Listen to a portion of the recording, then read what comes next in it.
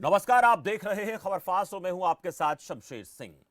राहुल गांधी की सदस्यता रद्द होने को लेकर लगातार कांग्रेस पार्टी के नेताओं की तरफ से सवाल उठाए जा रहे हैं और इसी कड़ी में कांग्रेस के आलाकमान से लेकर कांग्रेस के जो हरियाणा प्रदेश की इकाई के दिग्गज नेता हैं उनकी तरफ से भी सवाल दागे जा रहे हैं और इसका सीधे तौर पर बीजेपी को जिम्मेदार ठहराया जा रहा है। इसी को लेकर लगातार कांग्रेस के वरिष्ठ नेता और पूर्व में मंत्री रहे सुभाष बत्रा की प्रतिक्रियाएं भी सामने आती रही हैं और वो इस वक्त हमारे साथ सीधे जुड़ेंगे, उनसे हम बातचीत करेंगे।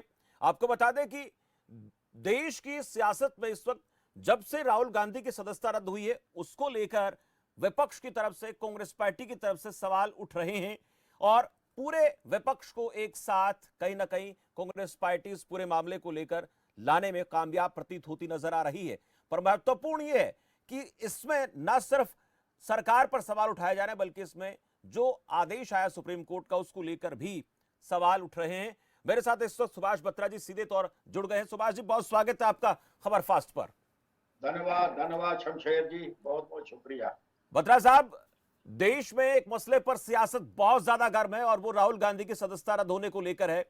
आपकी तरफ से भी इस पूरे मामले पर सवाल उठाए गए और इस पूरे प्रकरण में कहीं ना कहीं आपने जिम्मेदार ठहराया भारतीय जनता पार्टी को और आपने एक बड़ी बात कही कि जज से कहकर फैसला लिखवाया गया, आपने बयान दिया। इस बात पर आप आज भी कायम है क्या? मैं जो बात मैंने पहले कही है उस पर मैं आज भी कायम हूं और मैं बड़े तर्क से कह रहा हूं क्योंकि मैं पेशे में वकील भी रहा हूं जी और मेरे पास लॉ एंड जस्टिस का महकमा भी रहा है। मैं ये कहना चाहता हूं कि पूरी भारतीय जनता पार्टी की सरकार जो सेंटर में बैठी हुई है जी इसने नाजायज नगर पालिका का इस्तेमाल करके जज को फैसला देने के लिए मजबूर किया और पहले जिसके पास ये केस लगाया गया, मैंने पहले भी जुरिडिक्शन का पॉइंट भी लिया था जी कि बात कहां कही गई, मुकदमा कहां किया गया। बात तो की गई कर्नाटका में, मुकदमा किया गया सूरत में। जुरिडिक्शन का भी मामला मैंने उठाया था। फिर पहले जिस जज के पास मुकदमा था, जब ये देखा कि वो जज फैसला इनके मुताबिक नहीं दे रहा, हायर कोर्ट में बाकायदा स्टे लिया गया और उस मुकदमे की सुनवाई को रोका गया। जब वो जज ट्रांसफर हुआ तो उसके पास वापस दूसरे जज के पास केस लगाया गया और अपनी मर्जी से फैसला लिखवाया गया। दैट जजमेंट वाज बायस्ड और was totally influenced by the central agency. लेकिन जिस तरह से आप सवाल उठा रहे हैं तो ऐसा भी आरोप लगता है कि इस तरह की बातें करना क्या न्यायालय की अवमानना नहीं? आप खुद जज माफ कीजिए वकील रहे हैं, वकालत आप लोग कर रहे हैं, आप करते रहे, पर बड़ी बात ये अवमानना का मसला नहीं है क्या? देखिए देखिए मेरी बात सुनो। अवमानना का अगर है मसला, अवमानना का नहीं है। ये सच्चाई प्रकट कर रहा हूं मैं जी मैं प्रूफ के साथ ये चीज साबित करने के लिए तैयार हूं। मैं वकील भी हूं जी। अगर ऐसी बात है तो मेरे खिलाफ भी मुकदमा कर दे। मैंने तो उस दिन भी कहा था I am ready to face the trial. सच्चाई सामने आ जाएगी जी। दूध का दूध पानी का पानी हो जाएगा। आज भी मैं स्टैंड करता हूं अपनी बात के ऊपर। I am ready to face any music ji. लेकिन एक सवाल ये भी तो है कि इस पूरे मामले पर राहुल गांधी के पास और भी विकल्प हैं, तमाम तरह की अदालतों को एक के बाद एक ऊपरी अदालतों में उनके पास जाने का, अपने पूरे मसले की पैरवी करने का मौका है। तो क्या इससे कहीं ना कहीं एक गलत मैसेज नहीं जा रहा कि सुभाष बत्रा कांग्रेस पार्टी के दिग्गज नेता हरियाणा के वो ऐसी बात कर रहे हैं? देखिए ऐसा है, मैं सच्चाई को व्यक्त कर रहा हूं। मुझे कोई किसी ने ब्रीफिंग नहीं की है जी। जो मैं कर रहा हूं मैं खुद अपने आप में कह रहा हूं। मैं सीनियर वकीलों में हूं, मैंने प्रैक्टिस भी की है 12 साल 14 साल। मैं ये कह रहा हूं कि अगर मेरे ऊपर मुकदमा करें तो दूध का दूध पानी का पानी हो जाएगा। सच्चाई सामने आ जाएगी। करें ना मुकदमा मेरे ऊपर। मैं जो कहना चाहता हूं कि आज जब भी हायर कोर्ट में राहुल जी अपील करेंगे, अगर ये 2 मिनट भी ठहर जाए तो मुझे कह देना, पहले इंस्टांस के ऊपर ही इसको गिराना पड़ेगा। डेफामेशन बनती नहीं है जी। मानहानि बनती नहीं है। मुकदमा किया किसने है? मुकदमा करने वाला या तो नीरज मोदी या ललित मोदी या माननीय प्रधानमंत्री जी नरेंद्र मोदी करें तो डेफामेशन उनकी हुई है, वो करे ना मुकदमा। ठीक है, ये तो लेकिन बिल्कुल लेकिन बीजेपी का बात नहीं बतरा साहब है। ये कहना है, भारतीय जनता पार्टी का ये कहना है कि इस- सजा इस- कोर्ट ने सुनाई है, सजा कोर्ट ने सुनाई है, राहुल गांधी के पास रास्ता था माफी मांगने का, अगर ऐसा लगा तो बात रख सकते थे, अपनी सदस्यता नहीं जाती ना, कोर्ट की तरफ से सजा सुनाई जाती। मैं ये कहता हूं कि जब एक डिसीजन गलत है, माफी क्यों मांगे वो जी। अगर उन्होंने गुनाह किया हो, अगर उन्होंने कोई ऐसी बात कही, ये तो मौलिक अधिकार का हनन है, बोलने की आजादी के ऊपर हमला है, ये तो it is a constitutional crisis. और जब भी अब क्या है, मैं जो बात कहना चाहता हूं, सुप्रीम कोर्ट और पार्लियामेंट में दो ही अलग अलग बातें हैं। पार्लियामेंट तो कानून बनाती है, सुप्रीम कोर्ट कहती है आप कानून बनाने का अधिकार है आपको, लेकिन अगर मौलिक अधिकार पे कोई हमला होगा तो सुप्रीम कोर्ट इंटरवीन करेगी। मैं अब भी कहता हूं ये मौलिक अधिकार का हनन है, बोलने की आजादी के ऊपर हमला है और न्यायपालिका को इन्फ्लुएंस करने की कोशिश है, जो मैं आज भी कह रहा हूं, पहले भी मैंने ये बात कही है। जिस तरह से आप अभी खुलकर बात रख रहे हैं, आप अपनी पार्टी के खिलाफ भी खुलकर बात रखने के लिए जाने जाते रहे हैं, तो क्या ऐसा भी माना जाना चाहिए कि कांग्रेस पार्टी में जो एक आपका मान सम्मान एक कद रहा एक दौर में, उस तरीके की कहीं ना कहीं कांग्रेस पार्टी जो है वो उतना मान सम्मान आपको नहीं दे रही है, तो वहां पर भी आप खुलकर बात रख रहे हैं, वहां भी टारगेट कर रहे हैं सीधा हरियाणा इकाई के दिग्गजों को? देखिए ऐसा है शमशेर जी, मैं 76 साल का हो गया जी, चुनाव लड़ने की मंशा नहीं है। मैं बचपन से पारिवारिक तौर पे कांग्रेस विचारधारा से जुड़ा हुआ, लेकिन जो कांग्रेस के अंदर भी जो कमियां होती हैं, जो संगठन में कमियां होती हैं, आज भी मैं कहता हूं कि मौजूदा कांग्रेस के अंदर दिल्ली की लीडरशिप को भी अपने सिस्टम को बदलने की जरूरत है। कुछ लोग हैं जिन्होंने घेराबंदी की हुई है, जो मुख्यमंत्री बन जाते हैं, वो बनने के बाद, पावरफुल होने के बाद, वो फिर अपने आप की मनमानियां करनी शुरू कर देते हैं। लेकिन मैं बेसिकली कांग्रेसमैन हूं, विचारधारा से कांग्रेसमैन हूं, आज भी कांग्रेस की नीतियों पे मैं यकीन रखता हूं। मनमानी करते हैं, उसमें अपने हिसाब से चलाते हैं, सुभाष बत्रा से कोई राय नहीं ली जाती है। पिछले दिनों कांग्रेस पार्टी के अध्यक्ष की नियुक्ति होती है, कांग्रेस पार्टी में 4 कार्यकारी अध्यक्ष बनाए जाते हैं, तो क्या सुभाष बत्रा से इस बारे में पूछा जाता है? देखिए ऐसा है, मैं जितने लोग आज कांग्रेस के ऊपर बैठे हुए हैं, मैं नाम नहीं लेना चाहता, मैं उन सबसे सीनियर हूं। मैं 1972 में डेलीगेट बन गया था जी। मैं जब चौधरी बरिंदर सिंह पीसीसी के प्रेसिडेंट थे, मैं नंबर 1 का पहला महामंत्री था।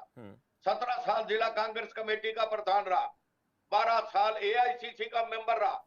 अगर मुझे कोई पूछता है तो मैं राय दे देता हूं, जो नहीं पूछता तो मुझे कोई ऐसी इच्छा भी नहीं है, कंपल्शन भी नहीं है कि मैं उनको बगैर मांगे मैं उनको कोई राय दूं। लेकिन एक टीस तो है सुभाष बत्रा को एक टीस तो है कि भाई देखिए, इतना कद्दावर चेहरा, इतना पुराना चेहरा, लेकिन अगर एक प्रतिनिधित्व की बात आती तो सवाल उठाते हैं कि किस तरह से कौन कौन से समुदाय को इसमें प्रतिनिधित्व दिया जाता है, हमारे समाज को, हमारे समुदाय को क्यों नहीं इसमें आगे लाया जाता। कार्यकारी अध्यक्षों को लेकर आपने सवाल किया था। देखिए ऐसा है, राव इंद्रजीत भी बहुत बड़ा चेहरा था जी, आज वो कहां है। आप चौधरी बरिंदर सिंह बहुत बड़ा चेहरा थे, आज वो कहां है। अशोक तंवर भी बहुत बड़े चेहरा थे, आज वो कहां है। मैं जो बात कहना चाहता हूं, क्या सुभाष बत्रा का भी ये तैयारी है कि वो अगर मान सम्मान नहीं मिला तो कांग्रेस पार्टी? मैं कांग्रेस छोड़ने वाला नहीं हूं जी। अब तो बात मैं कहना चाहता हूं, जो बात आपने कही है जी। 4 कार्यकारी अध्यक्ष बनाए हैं पार्टी ने, वर्किंग प्रेसिडेंट जी। आप मुझे एक बात बता दीजिए, मैंने अपने समाज की बात कही है, हमारे समाज की संख्या बल के हिसाब से हम जाटों के बाद दूसरे नंबर पे हैं।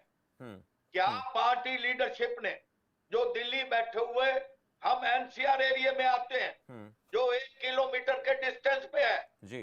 क्या दिल्ली की लीडरशिप को यह पता नहीं कि आप किसी को तो बढ़िया महाजन कम्युनिटी को बना रहे हो, कोई गुज्जर कम्युनिटी को बना रहे हो, कोई आप किसी के बच्चों को बना रहे हो।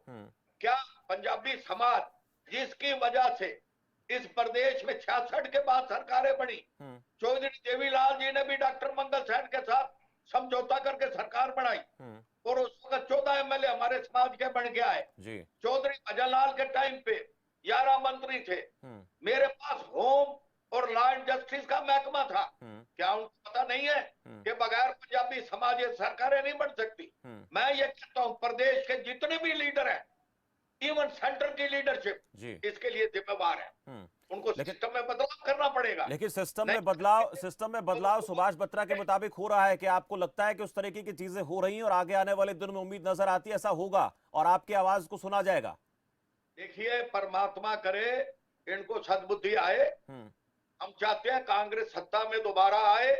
लोग कांग्रेस को लाना चाहते हैं, बीजेपी को हटाना चाहते हैं। प्रदेश में ये कांग्रेस लीडरशिप पे डिपेंड करता है। पर ऐसे कैसे आएगी? अलग अलग विचारधारा हो गई, अलग अलग तरीके की विचारधारा कांग्रेस की एक है, लेकिन उस कांग्रेस के अंदर जो लोग हैं उनकी अलग अलग सोच हो गई है। सुभाष बत्रा कुछ बात कर रहे हैं कांग्रेस के और तमाम दिग्गज जो बड़े चेहरे वो अलग अलग बात कर रहे हैं, तो ऐसे कैसे कांग्रेस आएगी प्रदेश में? देखिए, ऐसा है, राहुल जी एक डायनेमिक लीडर है। उन्होंने 3,500-4 हजार किलोमीटर की यात्रा की है। वो चीजों को समझ रहे हैं और मैं ये समझता हूं कि राहुल गांधी जी की लीडरशिप में ये जरूर कुछ ना कुछ सिस्टम के अंदर बदलाव आए। लेकिन प्रदेश की लीडरशिप तो भूपेंद्र सिंह हुड्डा के पास है। प्रदेश के अध्यक्ष की बात आती है तो ऐसा माना जाता है कि उनके खेमे से प्रदेश अध्यक्ष को बनाया गया है। मैंने तो बार बार आपके चैनल पे भी कहा है, चौधरी भूपेंद्र सिंह हुड्डा वो पीसीसी प्रेसिडेंट भी वो हैं, सीएलपी के लीडर भी वो हैं, उनका बेटा मेंबर पार्लियामेंट है, मेंबर राज्यसभा है। इनको भी परमात्मा, ये मैं राय देना चाहता हूं कि दरिया दिली से काम करें, सभी कास्ट को, सभी जातियों को, सभी लीडरों को साथ लेके चले। मेरी राय हमेशा आपको ऐसा लगता है कि कहीं ना कहीं बहुत मान सम्मान समुदाय का नहीं हो रहा है, जिस समाज से आप संबंध रखते हैं उसका नहीं हो रहा है, लेकिन प्रदेश में इस वक्त मुख्यमंत्री तो समुदाय विशेष की बात हो रही उनके हैं, तो क्या उनके देखरेख में समुदाय की आवाज को नहीं सुना जा रहा है, उनको मान सम्मान नहीं मिल रहा है? और गृह मंत्री भी उसी समुदाय से आते हैं। मैंने ये बात भी कही है कि माननीय मुख्यमंत्री मनोहर लाल जी खट्टर 8.5 सालों के अंदर जो रिक्रूटमेंट में जो चीजें उन्होंने की है, हमारे समाज की संख्या बल के हिसाब से उस पे श्वेत पत्र जारी करें। मैंने कहा है, महज बनने से ये बात तो पूरी नहीं होती। 35 सालों से और एक ही कौम का राज रहा है और वो जो बैकलॉग है वो कितना %, आज हम नौकरियों के अंदर शून्यों में खड़े हैं। आज चाहे कहीं भी चले जाओ कुछ भी नहीं है जी।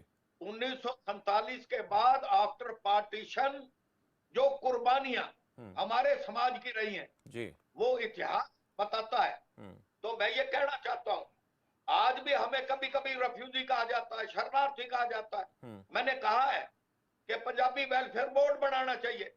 मैंने ये कहा कि हमारी संख्या बल, हमने कभी आरक्षण की मांग नहीं की, हमने कभी ये नहीं कहा, हमने भीख मांगना नहीं सीखा, हमने पुरुषार्थ के अंदर यकीन रखा, हमने मेहनत के अंदर यकीन रखा है।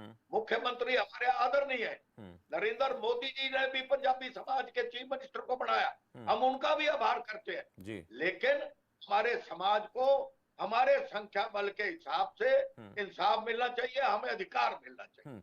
अब एक सवाल मेरा आपसे और है कि जिस तरह से आप आवाज बुलंद कर रहे हैं, अपनी बात रख रहे हैं, उस प्रकार का मान सम्मान कांग्रेस पार्टी की तरफ से नहीं मिलता। हालांकि आपने कहा कि मैं कांग्रेस पार्टी में ही रहूंगा, लेकिन सियासत में रहते हुए आवाज को न सुना जाना ये आप लोगों के लिए बड़ी दिक्कत का कारण बनता है और फिर लोगों का विश्वास कहीं ना कहीं नेता के प्रति, जनप्रतिनिधि के प्रति कम होने लगता है। फिर ऐसा हुआ तो फिर क्या कदम उठाएंगे? मैं तो कदम यही, मैं तो अपनी सलाह देता रहूंगा। अब कोई कदम उठाने की उस हैसियत में हूं नहीं। मेरी उम्र मैंने बताया 75-76 साल की हो गई जी। अब तो मैं कांग्रेस के लिए गुड विशेष दे सकता हूं और ये कह सकता हूं परमात्मा इनको सद्बुद्धि दे और सभी नेता इकट्ठे होके इस बीजेपी की जन विरोधी नीतियों के खिलाफ एकजुट हो और कांग्रेस सत्ता में आवे। और बीजेपी आज मौजूदा सरकार में एक भी काम तो विकास का नहीं, लॉ एंड ऑर्डर खत्म है, एम्प्लॉय सड़कों पे है, बेरोजगारी नंबर 1 पे है।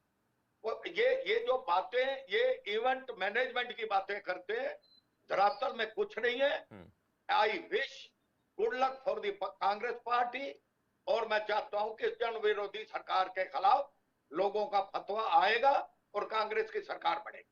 चलिए, बहुत शुक्रिया सुभाष बत्रा जी हमसे बातचीत के लिए। तो कांग्रेस के वरिष्ठ नेता और पूर्व कैबिनेट मंत्री सुभाष बत्रा से हम बात कर रहे थे। उन्होंने राहुल गांधी के मसले पर एक बार फिर से अपनी तरफ से सवाल उठाया है कि जज से कहकर यह फैसला लिखवाया, इस प्रकार के आरोप उन्होंने पहले भी लगाए थे। उनका यह कहना था कि मैं इस बयान पर आज भी कायम हूं और उनको ऐसा लगता है कि ऐसा ही हुआ है। पर महत्वपूर्ण यह कि हमने सवाल किया कि आपको ऐसा नहीं लगता कि ऐसा बोलकर आप खुद न्यायालय की अवमानना कर रहे हैं, तो कहा कि मैं खुद वकील हूं, मैं सब बातें जानता हूं। दूसरा, कांग्रेस पार्टी हरियाणा इकाई को लेकर वे सवाल खड़े की कि मैं चाहता हूं कि सद्बुद्धि दे और आलाकमान को भी कहीं ना कहीं इस पूरे मसले को लेकर गंभीरता से सोचना चाहिए कि कांग्रेस में जो इस वक्त अलग अलग चेहरे अपने हिसाब से काम कर रहे हैं, उनको लेकर वो कह रहे थे कि मैं तो सिर्फ नसीहत दे सकता हूं, हालांकि मेरा इरादा कांग्रेस में रहने का ही है। फिलहाल मेरे साथ इतना ही। आप देखते रहे खबर फास्ट। नमस्कार।